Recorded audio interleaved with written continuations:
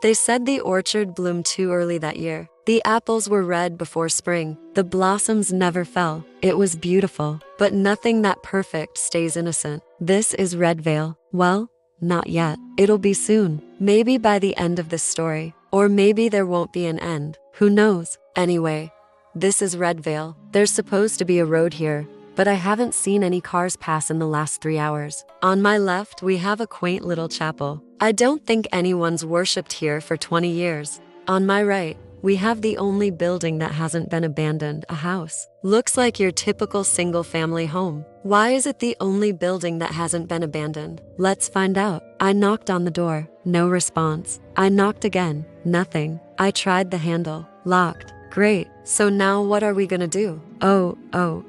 How about we sneak in the backyard? See if we can find a window. Come on. We're almost there. In 2017, the Miller family moved into town. What drew them to Redvale was cheap real estate and peace and quiet. They paid cash for the house. No mortgage.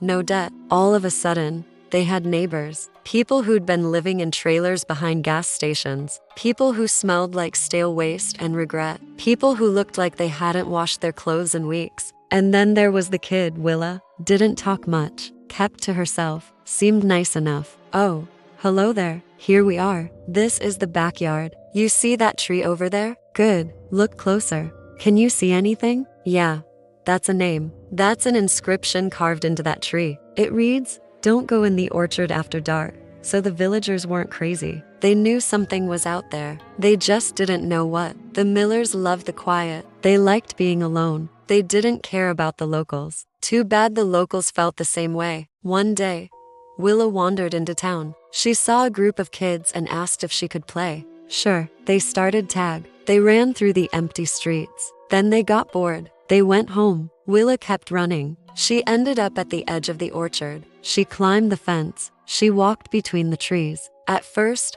she heard nothing but the wind. Then she began hearing whispers. She couldn't understand the words, but she felt their meaning. They were warnings. And from the center of the orchard, a woman watched her. We never really know our neighbors anyway.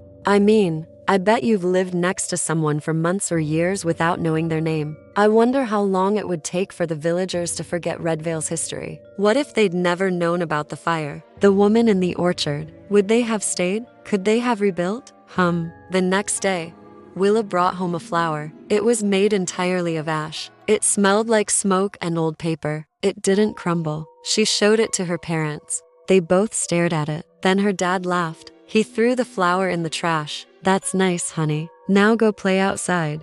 But the whispers, go play outside. She went to her room. She closed the door. She waited for the sun to set. Then she went back to the orchard. She climbed the fence and whispered, "Are you here?" Silence. She took a step forward. More silence. She repeated the process until she was in the center. And then she saw it. Wow, it's so pretty.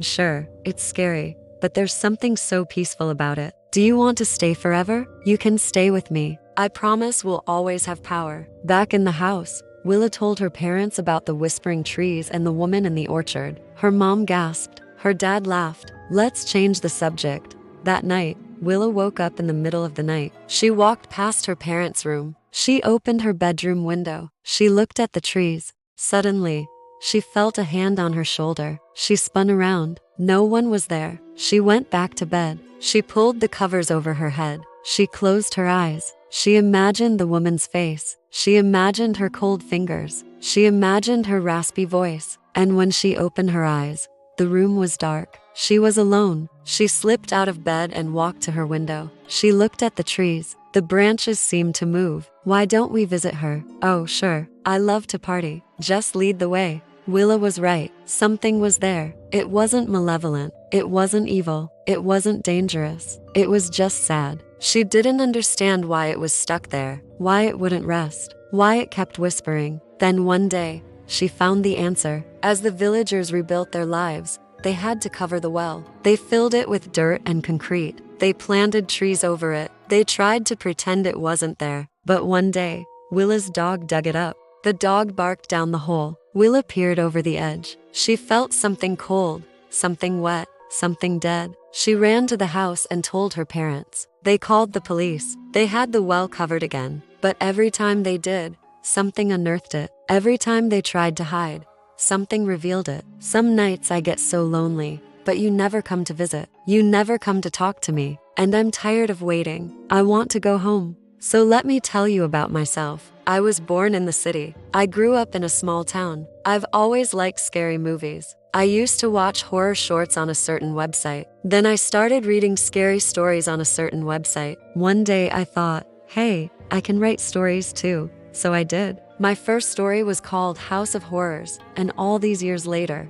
I'm still telling scary stories. The next day, Willa brought home a new flower. This one was white. It smelled like snow and ashes. She showed it to her parents. They both stared at it. What does it mean? Her dad sighed. It means it's time to go. They packed their things. They sold the house. They left Redvale. Willa wanted to stay. She wanted to wait for her friend. You can't stay here alone, honey. I want to wait for Elira. Who, Elira? I don't know any Elira. Then asked the trees. As they drove away, Willa looked back at the orchard. She waved. Goodbye. The branches swayed. Oh, my God. What is this place? I don't want to be here. Willa stayed in Redvale. She befriended the villagers. They let her play with their kids. They told her stories about the past, about the woman whose name was Elira, about the fire that consumed her, about the whispers that echoed in its wake. And one day, Willa realized that fire wasn't an accident. It was revenge. Some people say that if you walk between the trees at night, you'll feel the burn. You'll smell the ash. You'll hear the crackle. But I'm not most people. I'm not afraid of fire. I'm afraid of the cold. And what colder than a heart that's forgotten a name? Years passed. Willa grew up. She became the mayor. She brought prosperity to Redvale. Businesses returned. Families moved in. The population grew from 30 to 300. And every day, Willa walked between the trees. She greeted the woman waiting there. She spoke to the woman in the orchard. And every day, the woman's form became less transparent. Her face became more defined. Her steps became more certain. And one day, Willa wasn't the mayor anymore. She was the ghost. Sorry. Where are we going? Turn around, please. And the trees welcomed her home. Thank you for watching. If you enjoyed the video, please consider liking, subscribing, commenting, sharing. It helps the channel tremendously. Also, check out the links in the description. For more great content, check out my social media accounts for updates. And to those who have been supporting me, thank you so much. Your generosity and passion for my work means more to me than you'll ever know. Until next time, remember, there are things in this world that should remain buried, some secrets that are best left unknown.